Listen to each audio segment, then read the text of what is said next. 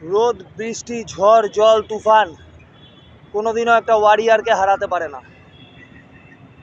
যার চোখে স্বপ্ন আছে সেটাকে সফল করার, সে রোদ, জল, বৃষ্টি, ঝড় কোনো বাধাই তাকে আটকাতে পারবে না।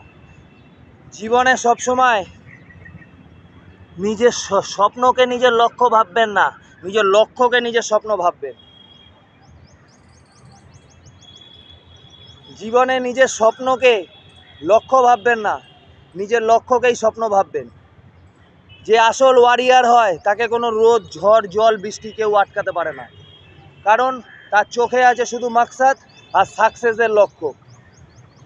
আর সাকসেস সবসময় sacrifice, success need sacrifice, success need determination, no excuses.